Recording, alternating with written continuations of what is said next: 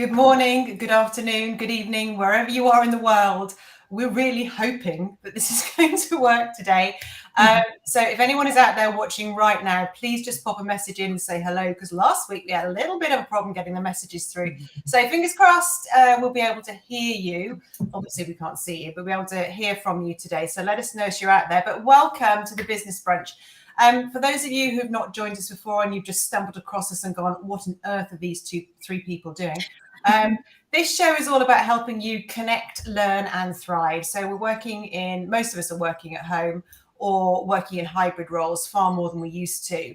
So our ability to connect and feel part of a team can often feel a little bit reduced. So this is pretty much your chance to sort of meet around the water cooler with us, your teammates, where we're going to check in with you, see how you're doing, see what you've done at the weekend, like you would do on a Saturday, on a Monday. Yes, Danny says it's working. Hey, oh, you don't know how happy that makes us. Hello, Alan. We'll come back and say hello to people in just a moment. Yep. I just wanted to let you know it was working, and thank you everybody for dropping a comment in. Yeah, thank you. Keep coming. We'll come back to the comments throughout the show, so keep letting us know that you're there. We'll come back to you in a sec. But really, this show is just about connecting. You're able to network with people. We have opened it up now to be more of a lunch and learn as well. So every single show, our aim is to help you with something, maybe something that we're specialists in. So I will just introduce my two co-hosts today as well. So I'm Sarah. I'm an executive coach. We've got Vanessa Ashworth, who is the queen of marketing, and Melinda Ward, who is our strategic consultant business guru. She knows so much about everything. She's a grown-up. We've established that. Of the show. She knows a lot of stuff, and we just sit there and go, she's very clever.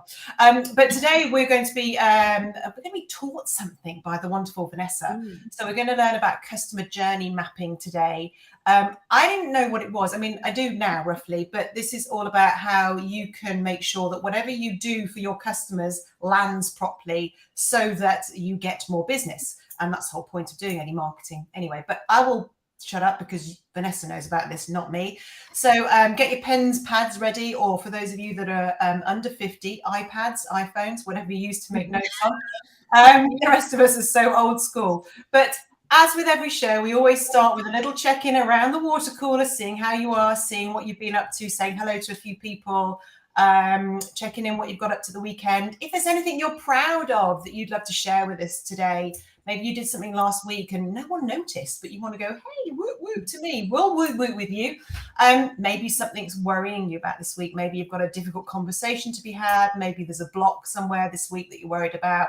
We can offer you some advice. It may not be brilliant, but we'll offer you some advice. We know a thing or two between the three of us. And there's also the community behind the scenes as well, which is really chatty normally, not that we could see it last week, who are also really happy to say hi. So let's see who is there and say hello. We've got Joe Morgan. Happy Monday to you as well. Hey, Joe. We have Christopher Rose has checked in. Hey, Chris. Nice to have you on board. We have Lynn. Hey, Lynn. Delighted that you're there with us too. Thank you. Yay. All working. We've got the famous LinkedIn user.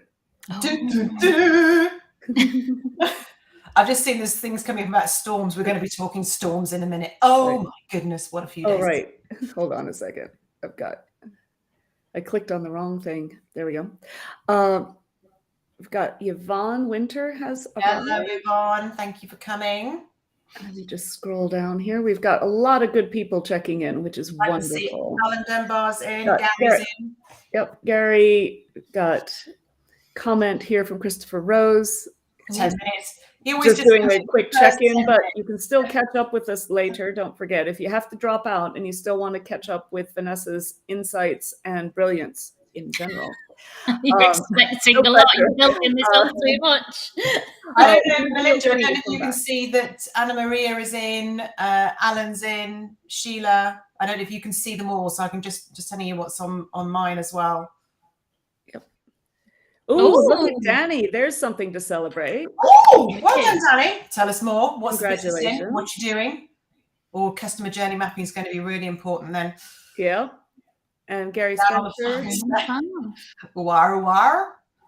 All right. So it I looks don't know like if that's sort of fun. We'll see. oh, yes. There's somebody here who's another, or perhaps the same LinkedIn user, has unfortunately lost 9 trees. And yes, it's been definitely a bit stormy in the UK lately. God, no.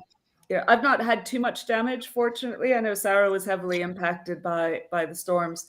Mine so far has been limited to, I have a tree in my front garden. It's kind of as you walk up the path from the pavement, and it used to arch over the gate and make like a nice frame for the entry. It's now become a limbo stick. So it's got a bit of a lean, and it's going to have to come down. I have to say, that makes me laugh because I had to take the dogs on a walk the other day. I had to get it out.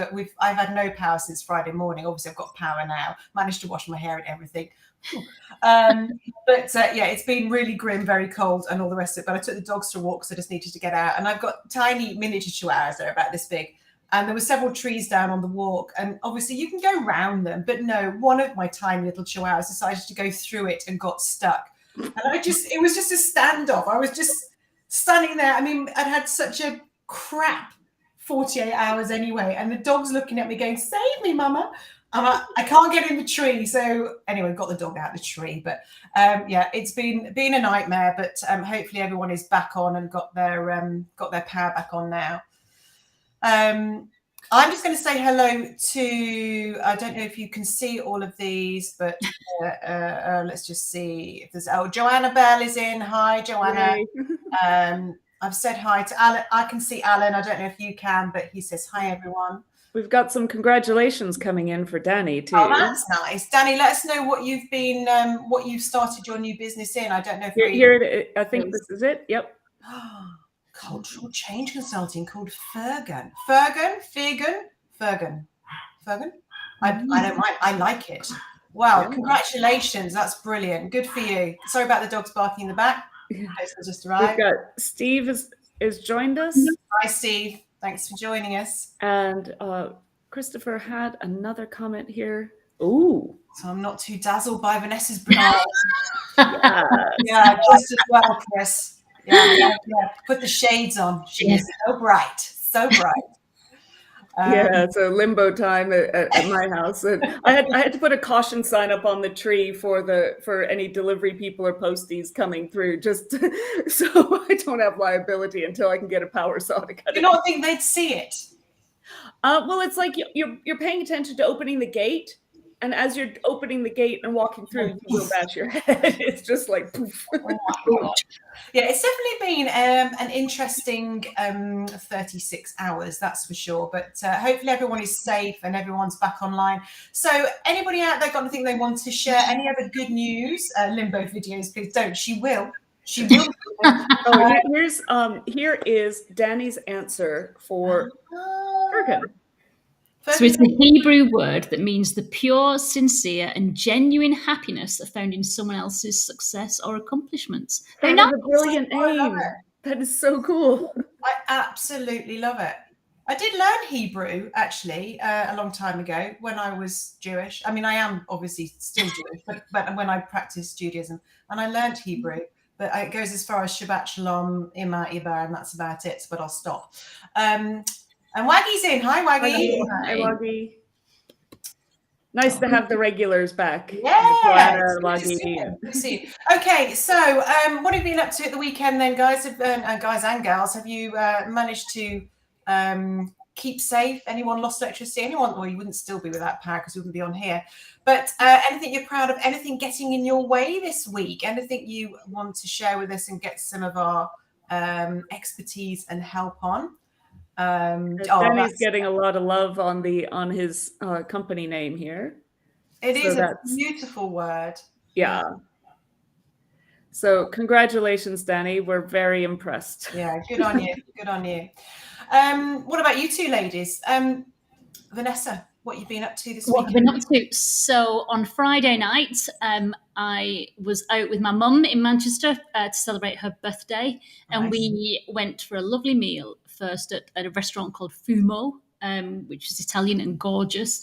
And then we went to watch Blood Brothers at the theatre, which is a musical that was recommended to me. Let me say, I'm never ever going to go and watch it again. It was amazing. And at the end of the night, there was not one person that was still sat down, and there was not one person with a dry eye. Oh, wow. Even the cast, super powerful. Then Wow. it was really powerful. It was really good. So that was Friday night. Saturday, I got up onto the hills in the snow, and it was beautiful. And I shared some photos on LinkedIn. So if you want to go and see that, that was fab. And then since then, I've been bunkering down whilst the storm has whipped around, and the dog has refused to go walking. You know it's bad when. I've had to kick her out into the garden to go to the toilet.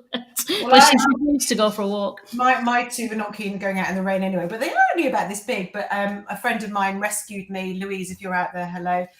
She rescued us on Saturday night and made us food, because it's just me and my daughter at home. Made us food, took the dogs with us as well, and they both disgraced themselves. One weed on the carpet and one weed on the floor in the kitchen. Brand new carpet, I have to say. No. They've not done that in like 7 years, but I think they were just so stressed. Probably picking up on the stress from us and just in a different house. And so, sorry, Lou, I did clean it up. Sorry. Dogs do that.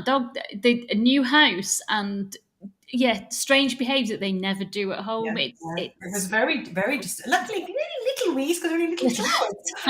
What about you, Melinda? Did you get up to anything crazy by any chance? There's always a chance. On Saturday night, I had a friend's birthday party, and it was in the theme of RuPaul's Drag Race, with the lip sync for your life as the main feature. So I was one of only 2 ladies who dressed up. The rest were men, of course.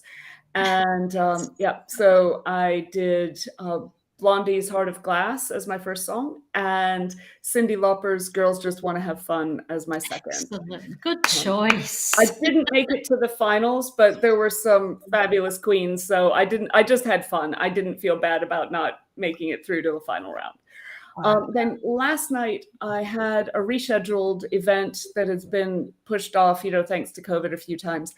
And it was a kind of an immersive theater experience where you're participating in the story and driving the storylines for a solving a crime that was set in New York in 1986. And it's kind of like Miami Vice goes to New York, and you're trying to figure out how to get the identity of the bad guy who's wanting to blow up a bank and stuff like that. And it's called Viper Squad for the people who are in London. And it's a short run. It's an independent production, just crowdfunded, and really good fun. If anybody's interested, hit me up with a PM and I'll send you a link. As Lucy says, Melinda, you have such a fun social life. We're all jealous. I mean, I'm super fortunate that I just have a lot of stuff on at the moment, because I'm normally quite sedate and on the couch watching like nature documentaries and gardening programs. Unbelievable. There's a few people come in. I can see Lisa Foley. I know Lisa well, and she knows my dogs. They've never weed on your carpet, have they, Lise? My naughty dog is told Martin Easter's cross. They promised not to do it at yours. We also got Alan Maggs has come in. Can you see that one? Sorry. This one. Yeah. We have 2 Pomeranians plus 4 Corgi puppies, 7 weeks old, and tomorrow my daughter's dropping her 2 dogs off. Oh my goodness! Alan, do you want 2 carpet wetting miniature chihuahuas to all that as well?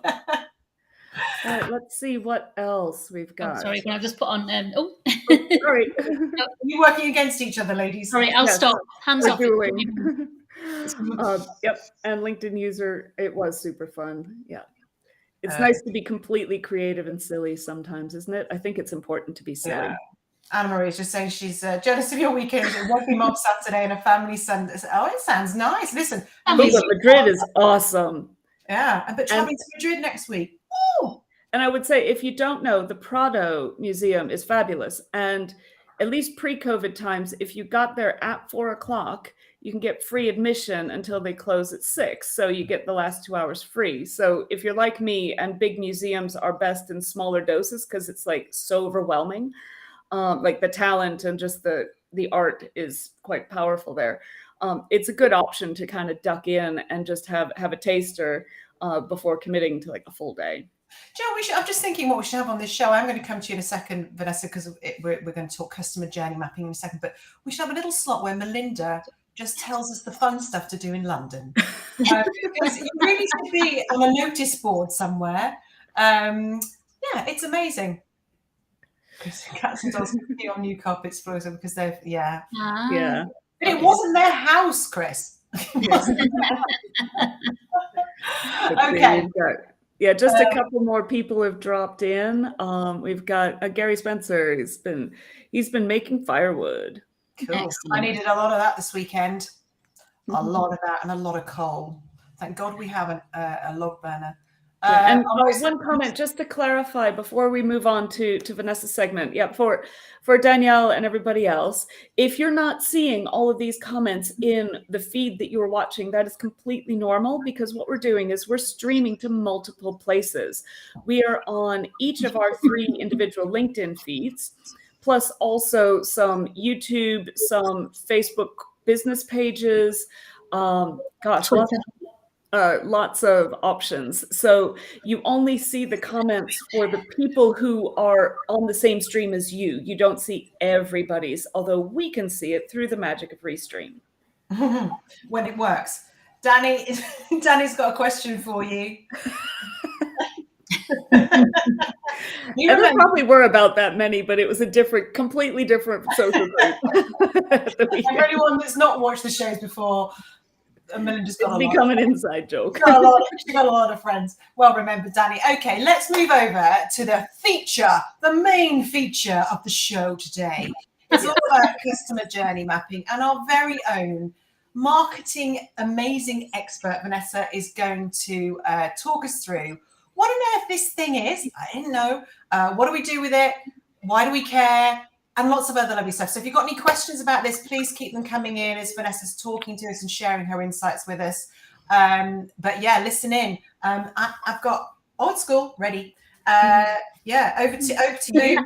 Tell us what we need to know in 22 minutes. I know. Yeah, there is so much. Now, if I'm going to try and get through this in kind of 15 minutes, but if you want the shorter version, about a year ago, but it's in my featured section on my LinkedIn profile, there is a video of me hula hooping for 3 minutes, telling you all about customer journey mapping. Wow. I remember it. Yeah. So if this is kind of too much and you need a bite size, then I'll tell you to go to my featured section and you'll find me hula hooping on there. I did think about getting the hula hoop and try and do it for 15 minutes, but I thought. Anyway, customer journey mapping. So I'm going to tell you what it is, why it matters, and then give you some really actionable insight to draw up your own customer journey map. So first of all, what is it? Very simply, it is the journey that your customer makes from finding you, so from being aware of you and being attracted to you, to them taking action, to making you aware of them.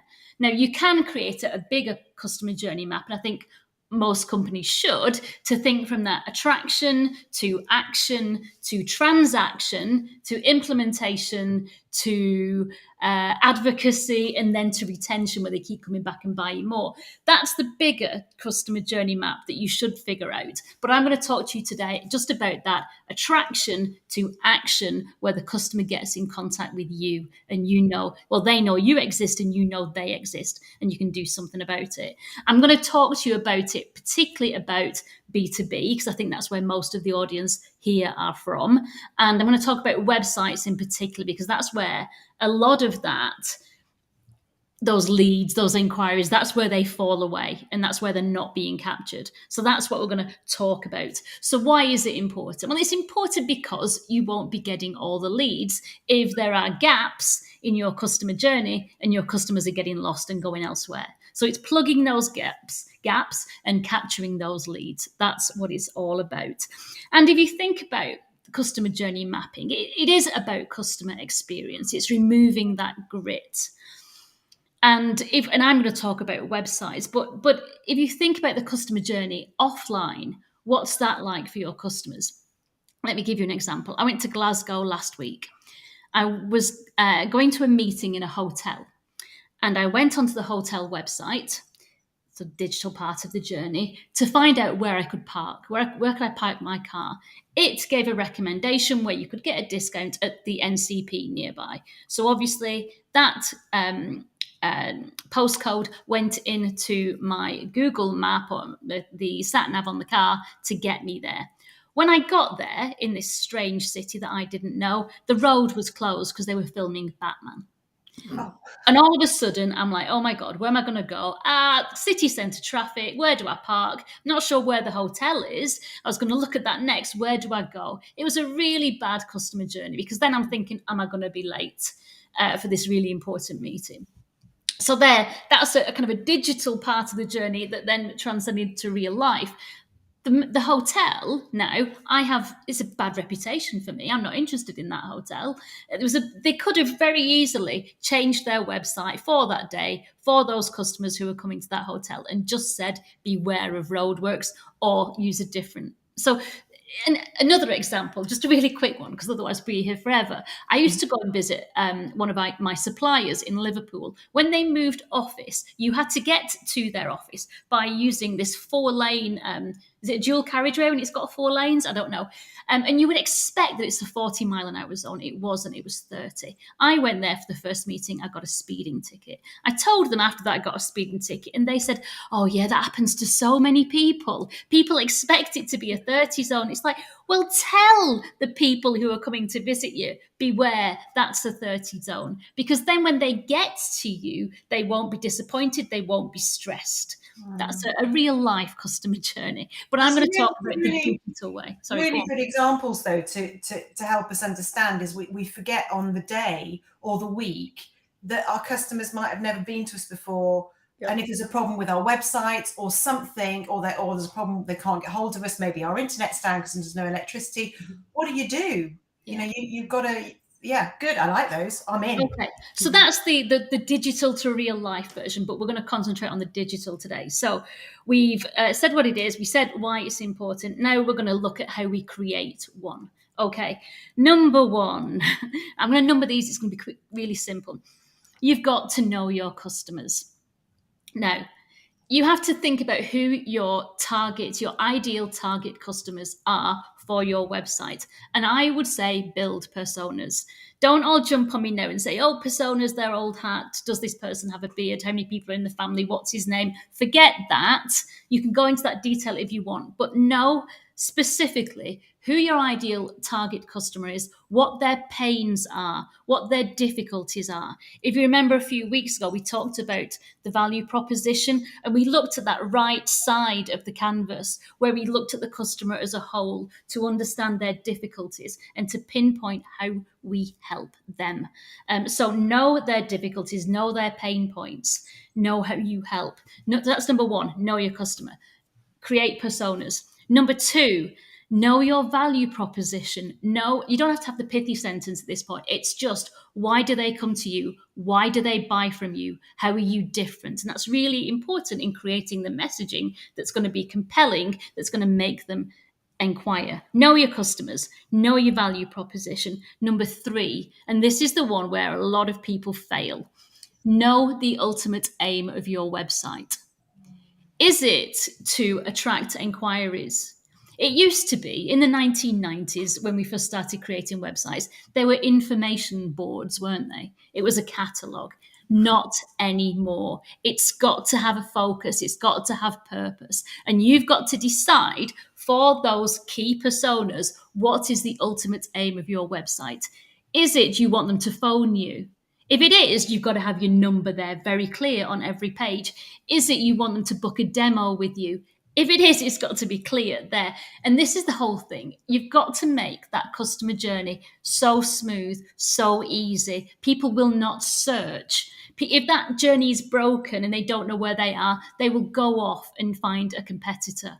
They'll go and find a journey that's smooth and easy because we're short on time. And this is it. This is why the customer journey is so important now, because customer behavior has changed. We want to inform ourselves. We don't want to be sold to. We want to be able to find the information ourselves and make that decision that we feel is good for us and is a good fit for us. Now, there is another kind of part of customer behavior that's changing again. So don't worry, sales guys, you won't be out of a job. It's not all about marketing anymore. We have to make all that information available. But because all that information is available, sometimes we want to cut to the chase and get someone to give us a demo and to select what information is pertinent to our customer journey. So now it's more about helping and not about selling. But be clear on your ultimate aim for your personas. Okay, that's the foundation. Know your customer, know your value proposition, and be clear on what your purpose is for the website. Once you've got that, now we can start plotting that journey. So take your personas and think about the problems that they've got. Then think about the buying cycle. And I was going to get a picture of this to show you. I've not got one, but take a breath. The buying cycle. Can I just stop it for a second, so you can take a breath? We've got quite a few people making some comments, which would be nice to see. Ashley's popped in. Hi, Ashley. He says he's sorry he's late, but he likes her examples. We've got Anna Maria saying, yeah, great, lovely examples. I don't know if you can see. Yeah, there they go. Yeah, lovely examples. From Anna Marie. And we've got from Stephen. Yeah, he's relating hard to your speeding ticket option. Well, every time I then went to visit that company in Liverpool, it was always, I've got to go to their office again. And it was purely because of that speeding ticket. So it's created an association, a bad feeling in the brain, which is, it doesn't make you want to go back there. So clean language engagement with your customer. Absolutely right, Waggy. And I'm just thinking about my website, and now just having heard what you said, I need to go back and just take some words out, I think. I don't know. Vanilla Heinemann blue and gold sheet. I don't know what that is, but I learned that buying cycle with spin methodology. So that's how I learn, which is particularly for B2B and for big ticket purchases. But buying psychology doesn't matter whether it's a pair of shoes or it's a big piece of capital equipment. You still go through that cycle. Just let you know, because I've done a lot of sales. Spin now is quite a dirty word, and I know everyone learnt it a long time ago. So when I'm listening to you talking about the pains and all the rest of it, I never think of it like that anymore. I think about, what do they need? How can I help them? So you end up with the same thing. Yeah. It's just something about the mindset, when we go in looking for pain, and it's different maybe when you've got a marketing hat on as a sales hat, but your behaviors then represent, I'm looking for your pain. And it's very different to an intent of, how can I help you solve your problems? Well, I think, if I can't, sorry to interrupt you, but I think spin shouldn't be a dirty word. So I did a course for spin selling first, and I went away thinking, it's all about pain. And that's where I kind of started creating my messaging. Then I did the spin for marketing course, and just having that extra time to think about it made me realize that I was looking at the wrong thing. I was looking at the sad face, when actually, when I did it for the second time, I realized the messaging has to be all about the smiley face. It's all about the help and the need. So I absolutely understand where you're coming from. You have to understand the pain to turn it round so that you're giving the customer that smiley face. If you talk about pain, then you become a kind of quite negative and bad news kind of merchant. People don't smile when they see your brand. If you talk about the solution, if you talk about making things easy and making your customer's life easy and the happy side, then you become the brand that gives solutions and are more happy. So I absolutely agree. Do not focus on pain, but be aware of it so that you know what you're bringing and how you're helping. You mean like giving the answer without stating the pain itself? So instead of like that the stereotypical TV ad for like frying pans or something like that. Are you tired of X and Y and Z as a problem? We can solve that. So you go straight into the, this salt, this Fabulous food. Yeah. Right. I'm going to crack on because we're not going to have time otherwise. So, right. So we've got know your customers, know your value proposition, be clear on your ultimate aim. We've now taken your personas. We're thinking about the buying cycle. So I'm just going to really quickly go through. It's that attraction, the changes over time. Recognition of needs is the next stage. Evaluation of options is the next stage. So you've realized you've got a need. You're now going to be looking for what is the product, who is the supplier who can help fulfill that need. Once you've found that supplier, you then move on to resolution of concerns. Is this company safe? Is the management team capable? Am I a big fish to them? Am I a small fish to them? What are their ethics? What are their values? And that's the resolution of concerns bit. Are they a good, safe? Are there any kind of testimonials, customer testimonials? Have other people tested them before and has it worked for them? So that's that resolution of concerns bit. And that bit goes straight before the decision. Okay. Now, it isn't linear. People kind of go all over the place. And as I said in a post today, it's not always the person who's got the problem, who's looking for the solution, that's completing that customer journey, because they have to bring other people involved. And so you have to make sure, because what we're going to do next is we're going to list every question that persona needs answering through each stage of the buying cycle. So write them all down. There might be 100, but get them all down there and then keep them, because you can do something else with them, which is great for marketing next. But make a list of all those questions. So if it was a dress, for example, because I know we're talking business to business, I want to know the size. I want to know the material. I want to know the delivery date. I want to know if it's a brand I trust. I want to see reviews to see if other people have bought the dress. Did it fit them? Was it uncomfortable? Things like that. All these things. Is it ethical? So to write down all the questions of what somebody might have about your product or service, every single one along the buying cycle that you can think of. Okay, good. Now, focus on those key journeys. Which are the ones that are more important, that are going to deliver the sales that you want and the leads that you want? Okay, now stop. Hang on a second. Before you start plotting this on your website, the journey does not start on your website, does it? The journey starts somewhere else. It might be that they've been to a search engine and put a keyword in. So we need to think about that. We need to think about the keywords that you're optimizing your site for, the language that you're using, and where you're going to direct them to on your website. It might not be the homepage. It might be another landing page. But think about where your customers are coming from to get to your homepage. And this is where your value proposition is really important, because you have to give them on your homepage what they expect to see.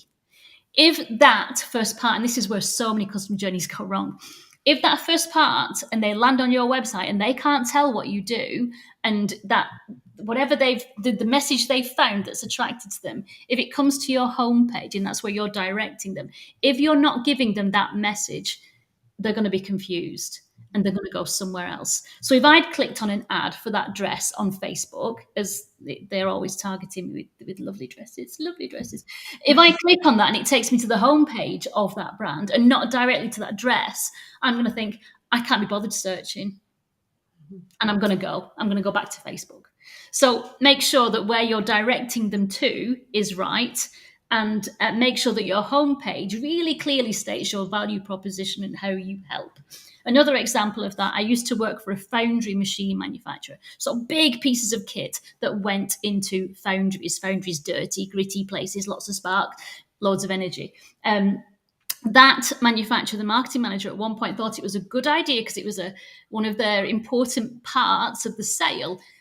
They thought it was a good idea to put a tree and that green, environmentally responsible message as the main part of the homepage. The first, you go to an equipment manufacturer, the first thing you see is a tree in a field. It's the wrong message, because that's resolution of concerns. That's way down in that customer journey. We need to know your value proposition at that first piece of that journey. Okay, that's where we need to be on your homepage, not at resolution of concerns, because that you kind of jump in the journey and it makes no sense and you're going to lose people. Okay, so You're thinking about where the journey starts. You've got all the questions and all the information that you need to provide along the steps of that journey to get to that decision. Okay, we can start plotting to get there. It's got to be simple, it's got to be accessible, logical, and direct. As we've said, it's not always linear. So if people are going off to look at resolution of concerns, they're going to see your About Us page. They want to know what your values are. They want to see your meet the team, the management team. Are they capable? You need to make sure you're bringing them back to that journey, or you're going to make sure that your ultimate aim is on every single page. Think about where that resolution of concerns is. It's just before decision. So if the last concern is the management team capable, then when someone opens up that nice little bit about your MD, do they then have a button to say, let's start the conversation, fill in our inquiry form, book a demo now? Because that's where, this is the biggest one where websites fail.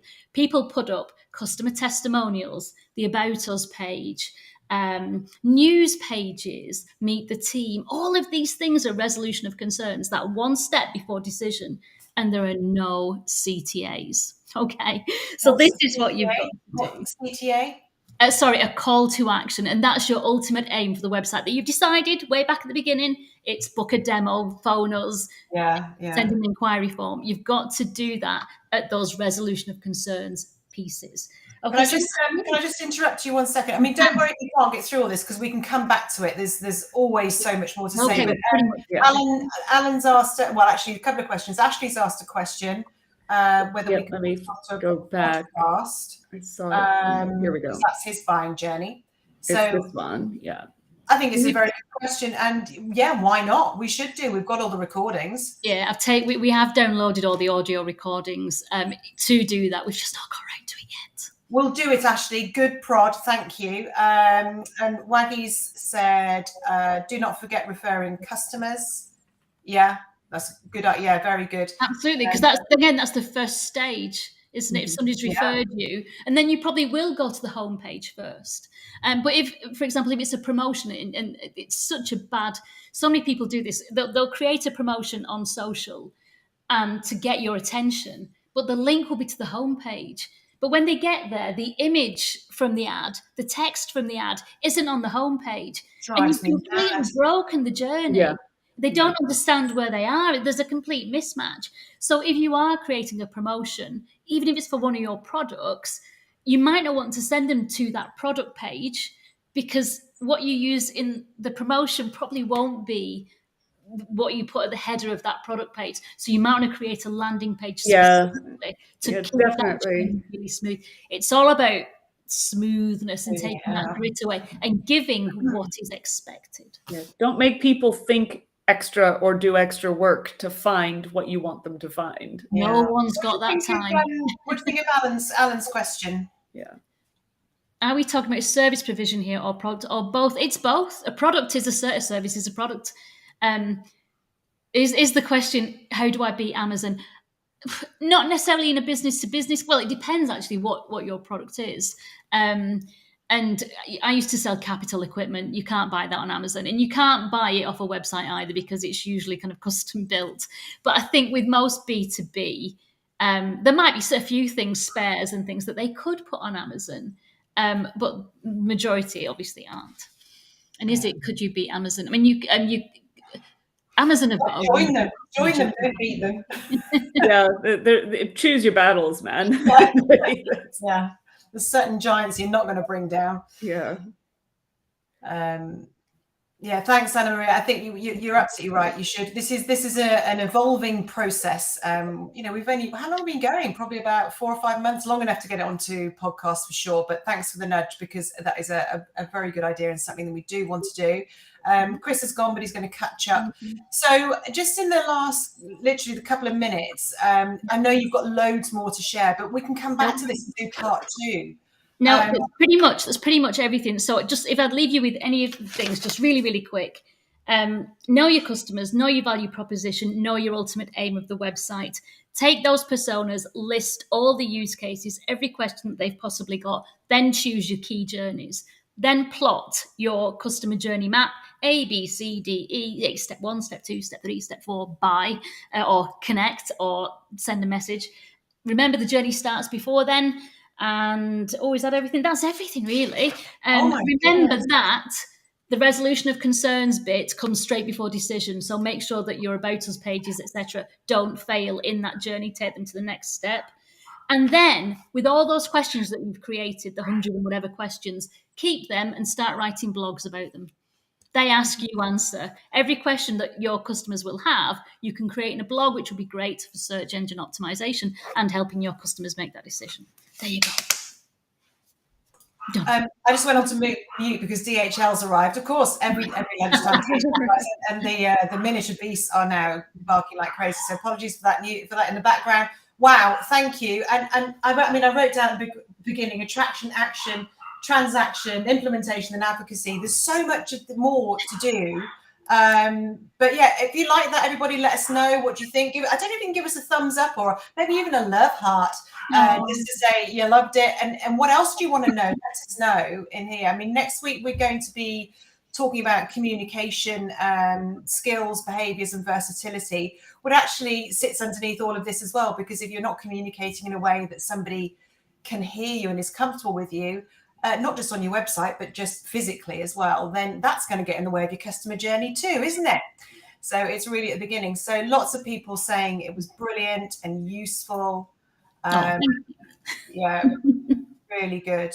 Love this advice. Thank you so much. Yeah, thank you. I mean, I've learned loads. Do you know what I've realised to do, which probably a lot of people do, is I've started at the end, which is when you're doing a presentation or something, we start with the end in mind. But when you're doing a marketing campaign, you do want to know what you're trying to achieve. But I haven't got a good enough structure to put all those bits into, and you've just given that to me, so I'm really grateful. And I'm sure Dan's grateful because he's just starting his company. Yeah, thank you. What about you, Melinda? What were your top takeaways? Well, I was thinking about the frustration point that people have when, like you say, you click on a link or, even a Google hit or something, and it takes you to a completely different area of the website. And how much time are people willing to invest to find what they were actually looking for? And the answer to that is less every day. Absolutely. People are completely in for, immediate answers and resolution. And if you can't tell me what I need to know, I'm moving on. So yeah, that's having those, action options, schedule a call, schedule a meeting, arrange a demo, all of those sort of things. They can be sprinkled liberally, because if someone's only going to one tab of your website, you don't want that to not be the tab with the call to action. And that's it. Sorry, I was going to say, you don't, because I've said, for example, on all those kind of about us, those resolution of concern pages, do you have that inquiry form or whatever? And say, oh yeah, it's contact us is at the top, or it's down in the footer of every page, but it has to be in the text. You've got to have those buttons there. Do it. Ask for and not just one at the very, very bottom of a website, so you need to spend 2 minutes scrolling to find it. They can be liberally sprinkled throughout, and not being obnoxious about it, but just making it easy for someone to find you. Make yourself easy to do business with. Yeah. That's it. With big buttons from Danielle. Big buttons. Totally agree. Big buttons for everything. So you're absolutely right though. If it becomes difficult, then we're just going to switch off. There's too much choice out there. Yeah. So make it easy. Amazing job, Vanessa, as always. Yeah, fantastic information. I've made a couple pages of notes. Go back and replay and write more. Yeah, exactly. I'll have to. Go and watch my hula hooping video. Now that's a call to action if ever there was one. Go and watch the short version and come and watch the long version. So the recordings will be on all of our streams. But thanks for the push and the little bit of the nudge about getting this onto a podcast, because that is something that we really could do and must do. Thank you for coming, joining us, getting involved, and for your questions and your thoughts and just being here. And we look forward to seeing you all again next week, where we'll be talking about communication, versatility, and how that underpins every successful person in the world. So it's really important. And if you are watching on replay, don't forget to put #replay in the comments so we know you've been. We completely realize that this show, the timing can be awkward some weeks, or your time zone might not match, but we still value your contribution. We value your eyes and your ears and your time.